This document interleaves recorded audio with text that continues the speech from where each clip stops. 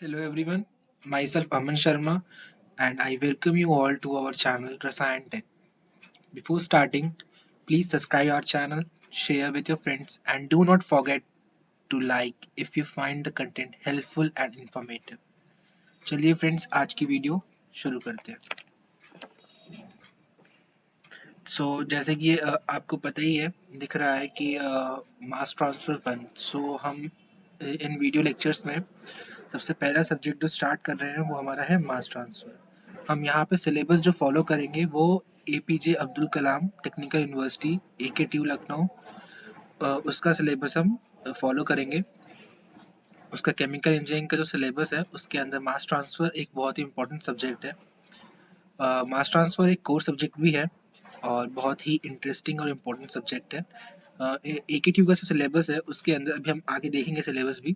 उसके अंदर जो मास ट्रांसफर है, जो लेटेस्ट सिलेबस आया है उसके अंदर जो मास ट्रांसफर है वो दो पार्ट्स में डिवाइडेड है, that is mass transfer 1 and 2।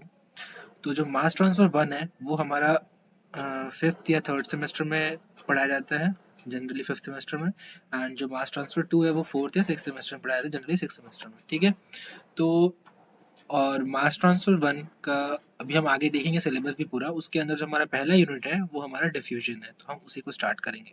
आज के लेक्चर में हम सिलेबस देखेंगे, सिलेबस क्या है, और हम मास ट्रांसफर का एक जनरल इंट्रोडक्शन या बेसिस कह सकते हैं कि किस पे बेस्ड है मास ट्रांसफर, वो देखेंगे। ठीक है, और इसके अगले लेक्चर से, लेक्चर नंबर 2 से हम जो हमारा सिलेबस है मास ट्रांसफर का उसको स्टार्ट करेंगे।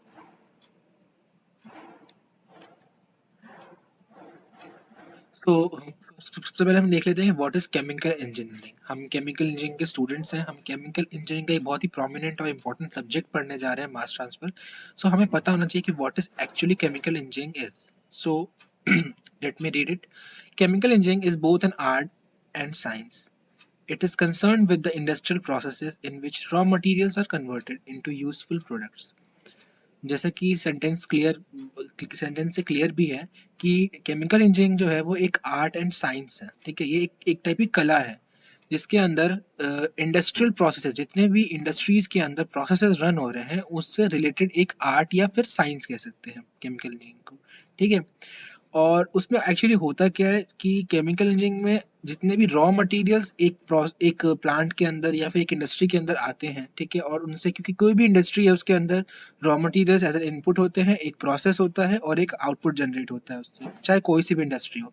फॉर एग्जाम्पल अगर हम पेट्रोलियम इंडस्ट्री ले लें, हमारे पास क्रूड ऑयल जो है वो हमारा रॉ मटीरियल होता है डिस्टिलेशन हमारा प्रोसेस होता है, और जो फिनिश प्रोडक्ट्स हैं वो हमारे वेरियस पेट्रोकेमिकल्स जो निकलते हैं हमारे, जैसे पेट्रोलियम, डीजल, केरोसिन, ये सब होते हैं। ठीक है, सिमिलरली अगर हम एक शुगर की इंडस्ट्री को देख लें तो वहाँ पे हमारे शुगर केन जो होता है वो रॉ मटेरियल होता है। ठीक है, उसके बाद फिर उसमें वेरियस प्रोसेस होते हैं, उसकी वॉशिंग होती है, उसकी ड्राइंग होती है। ठीक है, फिर उसका एक्सट्रैक्शन, जूस एक्सट्रैक्शन होता है, फिर उसकी क्रिस्टलाइजेशन होता है, फिर शुगर बनता है। तो वो सारे प्रोसेस हो गए और जो हमारा एंड प्रोडक्ट हो गया वो हमारा शुगर हो गया। तो जितने भी इंडस्ट्रीज हैं उन सब के अंदर कोई ना कोई प्रोसेस रन होता है, जो प्रोसेस क्या करता है, रॉ मटेरियल को फाइनिश प्रोडक्ट्स में कन्वर्ट करता है। ठीक है, तो इसी की साइंस, यही प्रोसेस रन कैसे हो रहा है, कैसे हमारे रॉ मटेरियल्स फिनिश प्रोडक्ट में कन्वर्ट हो रहे हैं, इसी का साइंस या आर्ट जो है that is chemical engineering all about. और केमिकल इंजीनियर, अब हम देख लेते हैं कि केमिकल इंजीनियर की क्या रोल होता है। तो chemical engineer develops, designs and monitors the complete processes and equipment as well. तो ये जो पूरा प्रोसेस रन हो रहा है, ये पूरा जो प्रोसेस या फिर ये जो पूरा हमारा कह सकते हैं कि सिस्टम है, वो कैसे डेवलप हुआ है, कैसे डिजाइन किया गया है और इसको कैसे मॉनिटर करना है। क्योंकि जब भी एक प्रोसेस रन होगा तो उसको मॉनिटर की जरूरत पड़ेगी। कहीं पे कुछ फॉल्ट हो गया, कहीं पे कुछ एडिशन करना है, कहीं पे कुछ सब्ट्रैक्शन करना है, तो उसकी मॉनिटरिंग, उसका डेवलपमेंट की वो किस स्टेजेस से वो प्रोसेस गुजरेगा, कैसे कैसे वो प्रोसेस रन होगा, उसका डेवलपमेंट और उस प्रोसेस को डिजाइनिंग करना। ठीक है, और साथ साथ हमारे जो उसमें इक्विपमेंट्स यूज होंगे उसकी भी डिजाइनिंग करना according to that particular process is mainly a job of chemical engineering. ठीक है, अपार्ट दिस केमिकल इंजीनियरिंग की और केमिकल इंजीनियर की और क्या काम होते हैं, to choose the raw materials, operates the plant safely. Raw materials किस टाइप के होने चाहिए ताकि हमें फिनिश प्रोडक्ट जो है कम लागत में, कम पैसों में हमें अच्छा फिनिश प्रोडक्ट मिल पाए। ठीक है, इकोनॉमिकल हो, एफिशिएंट प्रोसेस हो और प्लांट की सेफ्टी भी जो है वो केमिकल इंजीनियर के हाथ में होती है, ठीक है, कि कैसे हमें बेहतर से बेहतर प्रोडक्ट बनाना है, ठीक है, इकोनॉमिकल होना चाहिए वो प्रोडक्ट हमारा, और प्लांट को कितना सेफली हमें रन करना है, ठीक है। इन सभी कामों को हमें इकोनॉमिकली करना है। This is the job of a chemical engineer and check whether the product meet the requirement set by the customers और not. That is all we know कि हमारा जो फिनिश प्रोडक्ट है वो हमारे जो डिमांड है, कस्टमर डिमांड है, उससे मीट करना चाहिए। तो हमें अपने प्रोसेस को इस तरीके से डिजाइन करना है, हमारे इस जो इक्विपमेंट्स है वो इस तरह से डिजाइन होने चाहिए, या फिर हमारा जो रॉ मटेरियल है वो ऐसा चूज होना चाहिए जो हमारे इकोनॉमिकल हो और हमारे जो कस्टमर डिमांड है उसको फुलफिल करता हो। तो this is a overview of chemical engineer and chemical engineering.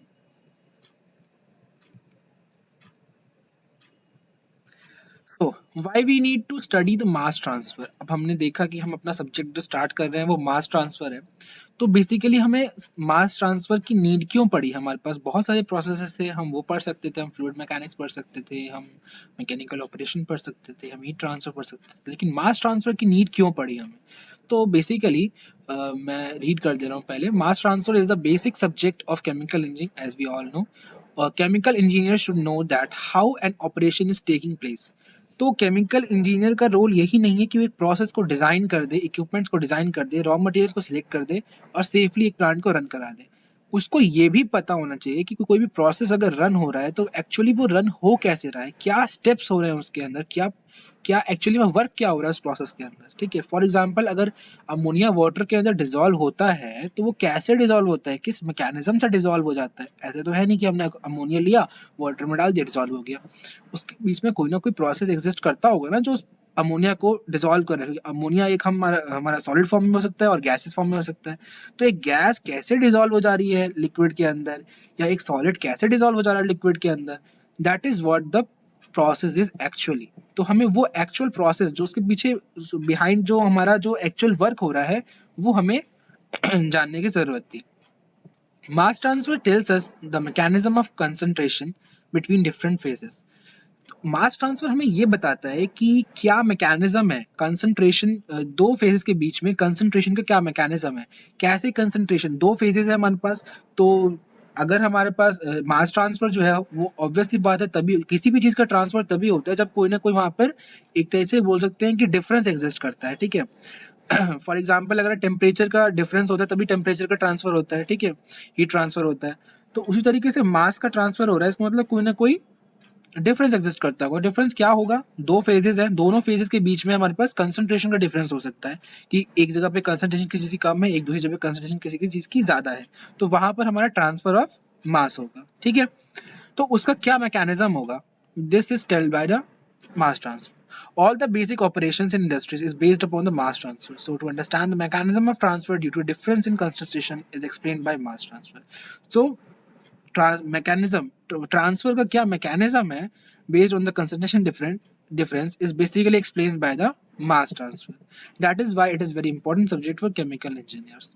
तो केमिकल इंजीनियर्स के लिए इसीलिए ये सब्जेक्ट बहुत इंपॉर्टेंट है, क्योंकि ये सब्जेक्ट जो है हमें बताता है कि जो जितने भी प्रोसेसेस, इंडस्ट्रियल प्रोसेसेस हैं, या फिर जितने भी केमिकल रिएक्शंस हैं, प्रोसेसेस हैं, जितने भी मतलब केमिकल इंजीनियरिंग के अंदर वर्क हो रहे हैं, जितने प्रोसेस रन हो रहे हैं, उनके अंदर एक्चुअली ट्रांसफर ऑफ मास कैसे हो रहा है, एक एक प्लेस से दूसरे प्लेस में, या फिर एक प्रोसेस के अंदर एक जगह से दूसरी जगह पर हम कैसे मास का ट्रांसफर कर रहे हैं और क्यों हो रहा है वो मास का ट्रांसफर।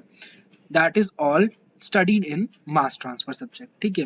मास ट्रांसफर सब्जेक्ट के अंदर हमारे पास बहुत सारे प्रोसेसेस आते हैं, ठीक है, जिनके थ्रू हमारा मास का ट्रांसफर होता है। For example liquid extraction, stripping, absorption, ठीक है, हमारा डिफ्यूजन, लीचिंग, डिस्टिलेशन, ऐसे बहुत सारे और भी हमारे पास प्रोसेसेस होते हैं, ठीक है।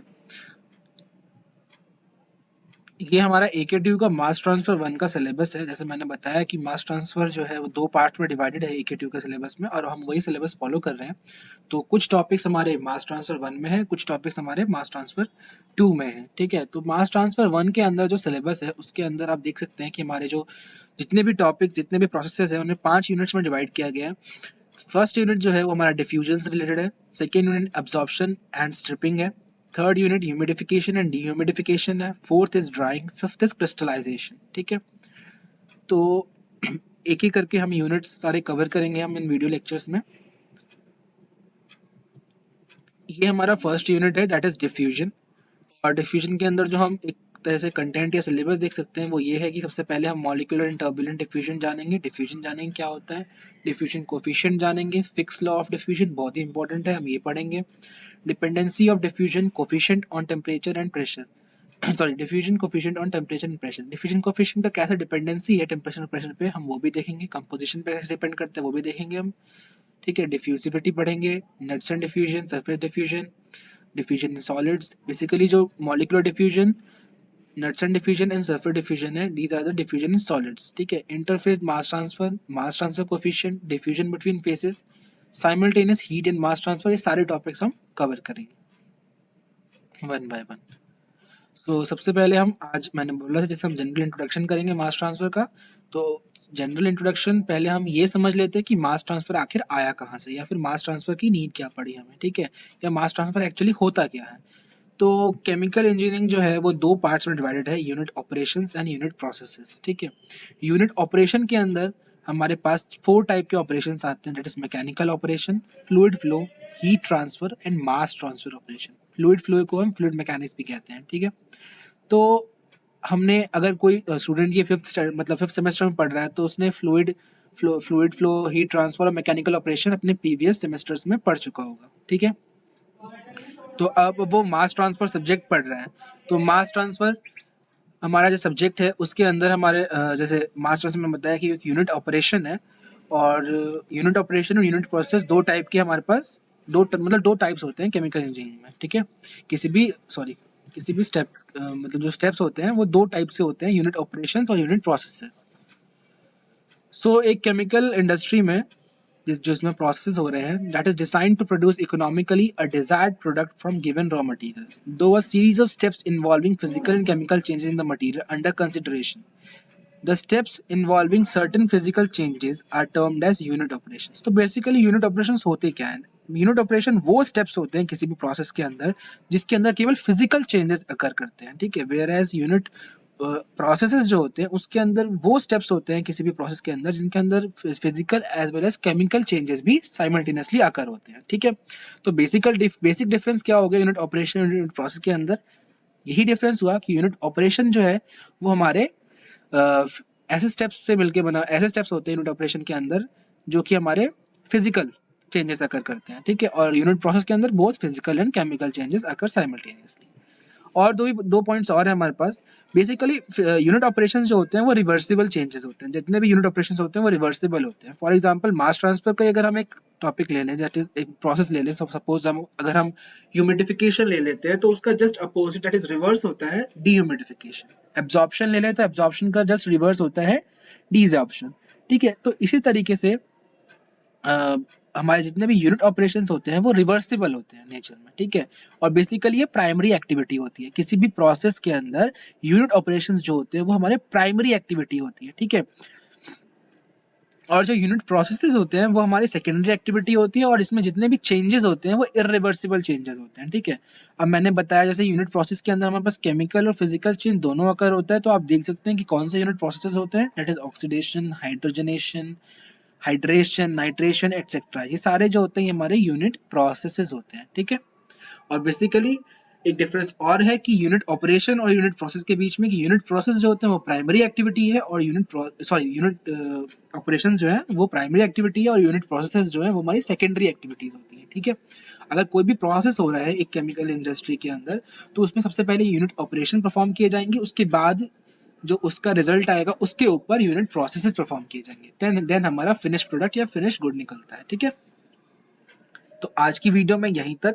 इसके बाद का जो हमारा टॉपिक है that is further mass transfer के जो हम सिलेबस स्टार्ट करेंगे वो हम अपनी नेक्स्ट लेक्चर स्टार्ट करेंगे, lecture number 2। So kindly like, subscribe and share with your friends. Thank you very much.